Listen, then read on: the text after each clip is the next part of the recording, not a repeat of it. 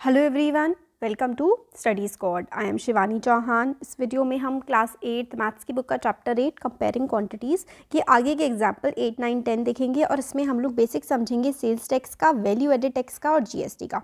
तो sales tax, value added tax, GST ये इसमें कवर हो जाएगा, अच्छे से हम लोग समझ लेंगे। तो यहाँ से स्टार्ट करते हैं एग्जाम्पल नंबर 8 से। तो देखो एग्जाम्पल नंबर ये रहा। एग्जाम्पल नंबर 8 में ना हम लोग को सेल्स टैक्स फाइंड करने के लिए कहा गया है, क्योंकि 2017 से जीएसटी हमारे देश में लागू हो गया है, तो काफ़ी सारे टैक्सेस अब जीएसटी में कवर हो गए हैं। तो स्टार्ट करते हैं एग्जाम्पल नंबर 8 से। The cost of a pair of roller skates. Roller skates ऐसे होते हैं, नीचे पहिए लगे होते हैं, ठीक है। इनकी कॉस्ट क्या है एक शॉप पर 450। तो जो रोलर स्केट्स हैं वो 450 के हैं। कितने के हैं रोलर स्केट्स? 450 के। The sales tax charged was 5%। तो इन पे जो सेल्स टैक्स है, ठीक है, सेल्स टैक्स कितना है? सेल्स टैक्स है 5%। तो हम लोगों को find the bill amount, bill का अमाउंट हमें बताना है। तो ऑब्वियसली पहले हमारी ये कॉस्ट है और इस पर टैक्स भी लगा है, तो टैक्स इसमें ऐड हो जाएगा और कॉस्ट का जो भी हमने लिया है उस कॉस्ट का 5% टैक्स है। तो चलिए देखते हैं कि कैसे निकलेगा। हमें एक चीज़ समझनी है कि 5% टैक्स है। इसका मतलब है कि अगर हमने कोई चीज़ 100 रुपये की ली होती तो उस पर 5 रुपये हमें टैक्स देना पड़ता। अगर कोई चीज़ हमने 100 की ली होती, 100 रुपये की चीज़ है, उसके पे 5% अगर टैक्स लगाया तो हमें 5 रुपये टैक्स देना पड़ेगा। इसलिए अगर कोई चीज़ 450 की है उस पर हमें 5% टैक्स देना है, तो हम लोग कैसे निकालेंगे? हम निकालेंगे 5% ऑफ 5% ऑफ 450 निकाल लेंगे। फिर उसके बाद देखो 5 ऐसे करके लिखेंगे, परसेंटेज की जगह अपॉन 100 और ऑफ इंटू और 550, 0 से 0 कटा, तो 5 1 ज़ा 5 और 5 2 ज़ा 10। यहाँ पे आया 45/2। 45/2 हमारा कट के हो जाएगा 22.5 इस तरीके से। फिर 22.5 जो हमारा आया है उसको हम लोग 550 में ऐड कर देंगे और हमारा पूरा बिल का अमाउंट हो जाएगा cost of item plus sales tax. तो 450 प्लस 22.5 हमारा आंसर आ गया 472.50। आया समझ में आप लोगों को? देखो हमें निकालना है sales tax. Cost of a pair of roller skates at a shop was ₹470। तो 450 स्केट्स की कॉस्ट है, इस पर 5% का टैक्स लगा है। तो टोटल कॉस्ट यानी कि टोटल पैसे हमें दुकानदार को कितने देने हैं ये बताना है। तो हम लोगों को क्या करना पड़ेगा? इसका 450 का हमें 5% निकालना होगा, क्योंकि 450 के 5% जो भी होगा उसको हम लोग 450 में ऐड कर देंगे, तो हमारी टोटल कॉस्ट जितने का हम लोगों को रोलर स्केट्स पड़ा है वो आ जाएगा। तो ये चीज़ हमने यहाँ पर करके दिखाई हुई है इन्होंने कि 5/100 क्यों? क्योंकि 5% ऑफ 450 था, तो परसेंट की जगह अपॉन में 100, ऑफ की जगह मल्टीप्लाई और 450। ये देखो 0 से 0 कटा, फिर 5 2 ज़ा 10। देखो 45 को जब हम लोग 2 से डिवाइड करेंगे तो 2 1 ज़ा 2, 2 2 ज़ा 4, 2 2 ज़ा 4 आएगा ना, एक सेकेंड ना। 45 को हम लोग 2 से डिवाइड करेंगे तो 2 2 ज़ा 4 और फिर उसके बाद 2 2 ज़ा 4, 1 बचा तो पॉइंट लगा है, 0 बढ़ा है, 2 5 ज़ा 10, तो 22.5 हम लोग का आ जाएगा। और फिर टोटल अमाउंट के 22.5 को हम लोग 450 में ऐड कर देंगे। तो इस तरीके से हम लोग सेल्स टैक्स निकाल लेते हैं। एग्जाम्पल नंबर 9 है, इसमें हमें वैट निकालना बताया गया है।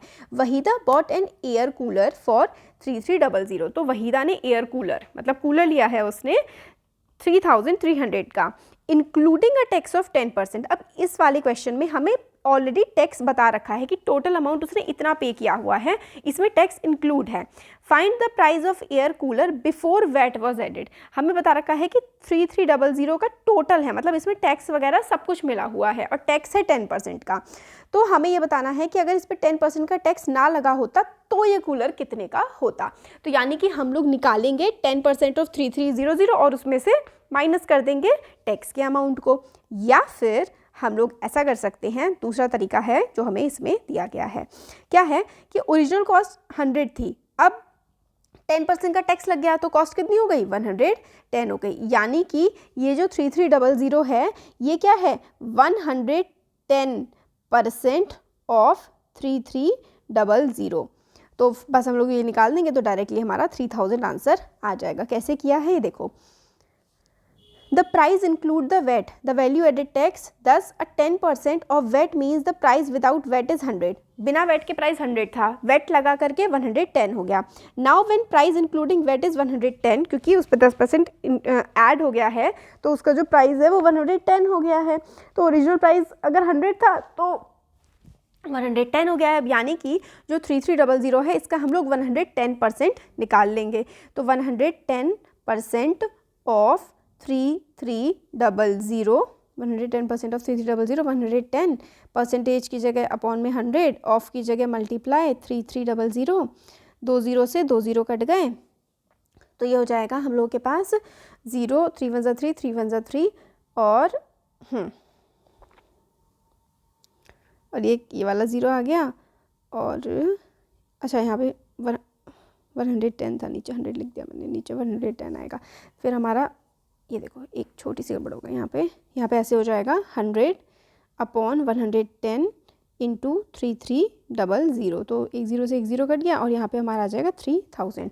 तो बिना वेट दिए हम लोगों की जो कॉस्ट आएगी वो आएगी 3000। वेट देने के बाद हमारी 3300, यानी कि हमने वेट कितना दिया है, 300 रुपये का हम लोगों ने वेट दिया है। दूसरा तरीका इसका ये होता करने का, देखो कि 10% ऑफ 3300 हम लोग निकालते हैं, 10 अपॉन 100 इंटू 3300, 0 से 0 कटा तो ये आ जाता 330।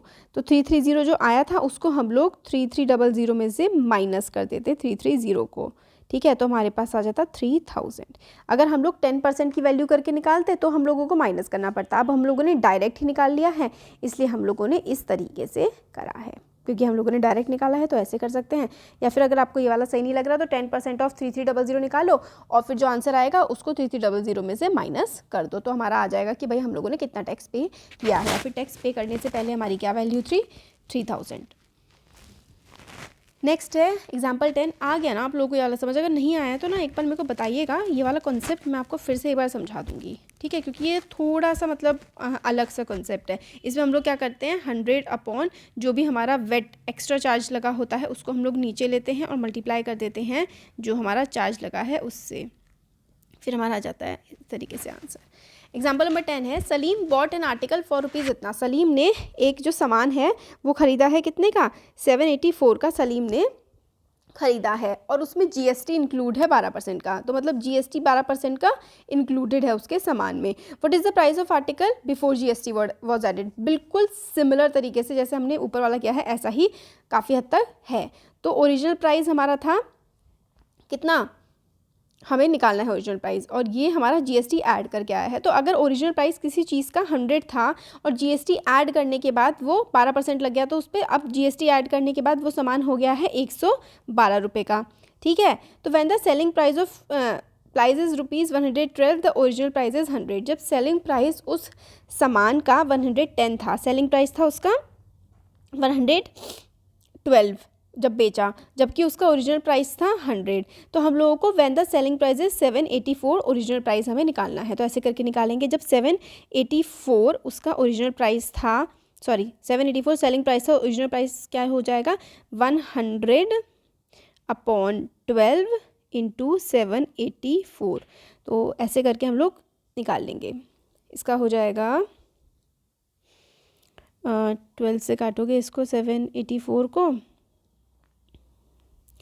तो 12 6 जा 72, 12 6 जा 72 और यहाँ पे 6 आएगा, 12 5 जा 60, 12 5 जा 60, 4 बचेगा, पॉइंट लगाना पड़ेगा, 0 पड़ेगा, तो फिर 12 3 जा 36, 12 4 जा 48, तो 12 3 36। बच्चों यहाँ पे ना बुक में एक गड़बड़ है, यहाँ पे 12 नहीं आएगा, यहाँ पे 112 आएगा, ठीक है। ये बुक में आपका 12 गलत दिया हुआ है, 112 होना चाहिए यहाँ पे, क्योंकि जब सेलिंग प्राइस 112 का 100 है तो अगर हम लोगों का सेलिंग प्राइस 84 है तो ओरिजिनल प्राइस हम लोग कैसे निकालेंगे, 100 अपॉन जो भी उसका जीएसटी इंक्लूड करने के बाद जो प्राइस आया है वो नीचे आ जाएगा और जो उसका एक्चुअल प्राइस है वो यहाँ पर आ जाएगा।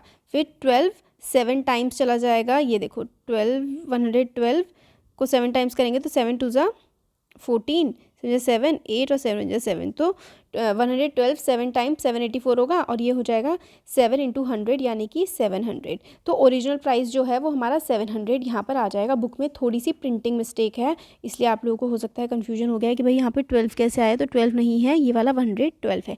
बिल्कुल सिमिलर तरीके से जैसे कि यहाँ पे हुआ था, ऊपर 100 था, नीचे जो उसका पहले प्राइस होता, ओरिजिनल प्राइस जो है उसका 100 होता, ठीक है, और बट एक्चुअल में टैक्स लगाने के बाद वो 110 हो गया, तो जो टैक्स लगाने के बाद होता है वो नीचे होता है, और जो प्राइस हम लोग पे कर रहे हैं वो मल्टीप्लाई में आता है। तो 100 अपॉन प्राइस जो हम पे कर रहे हैं, प्राइस पेड, और परसेंटेज टैक्स कितना है, तो 112, क्योंकि 10% था तो 110 आ गया, यहाँ पे 12% टैक्स था तो 112 आ गया, ठीक है। यहाँ पे ऊपर 100, तो जो परसेंटेज 100 पे लगती है 112 हो जाएगा यहाँ पे, क्योंकि 12% था, और यहाँ पे आ जाएगा जो कि प्राइस हम लोग पे कर रहे हैं। बस इससे कैलकुलेशन से हमें पता लग जाएगा कि भाई उस चीज़ का बिना टैक्स के प्राइस क्या था। तो बिना टैक्स के प्राइस था 700, नीचे 112 आएगा, ठीक है। यहाँ पे उन्होंने 12 गलत लिखा, 112 आएगा नीचे। तो हो गए हमारे 3 एग्जाम्पल। अच्छा लगा है तो ज़रूर लाइक करिए। Thank you.